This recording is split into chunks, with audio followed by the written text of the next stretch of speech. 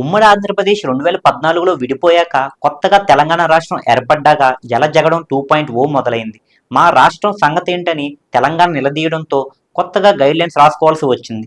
ప్రాజెక్టుల వారీగా 2 రాష్ట్రాలకు నీటి కేటాయింపులు జరగాలని 2 రాష్ట్రాల సీఎంలు సభ్యులుగా కేంద్ర జల వనరుల శాఖ మంత్రి చైర్మన్గా ఓ ఎపెక్స్ కమిటీని వేయాలని ప్రతిపాదించింది విభజన చట్టం. ఆ సంగతి కాస్త పక్కన పెడితే ఇప్పటికే నీళ్ల వాటాల విషయంలో నేతల మాటలతో జల వివాదం జటిలమవుతూనే ఉంది. సీఎం రేవంత్, మాజీ మంత్రి హరీష్ రావు మధ్య ప్రాజెక్టులు సెంట్రిక్గా మాటల యుద్ధం పీక్స్కి వెళుతూనే ఉంది. గత 10 ఏళ్లలో బీఆర్ఎస్ పాలన సక్రమంగా చేసి ఉంటే ఇప్పుడు ఈ కష్టాలు ఉండేవి కావన్నారు సీఎం రేవంత్. ఈ కామెంట్లపై స్పందించిన హరీష్ రావు ఇది కాలం తెచ్చిన కరువు కాదు, కాంగ్రెస్ తెచ్చిన కరువు అంటూ కౌంటర్ ఇచ్చారు. పోతిరెడ్డిపాడుపై కేసీఆర్, జగన్ కలిసి గతంలో నాటకాలు ఆడారని విమర్శించారు సీఎం రేవంత్ రెడ్డి. ఇక నగరిలో రోజా ఇంటికి వెళ్లిన కేసీఆర్ ఆమె పెట్టిన చేపల పులుసు, రాగి సంగటి తిని రాయలసీమను రత్నాలసీమను చేస్తానని కేసీఆర్ అనలేదా అని ప్రశ్నించారు సీఎం రేవంత్ రెడ్డి.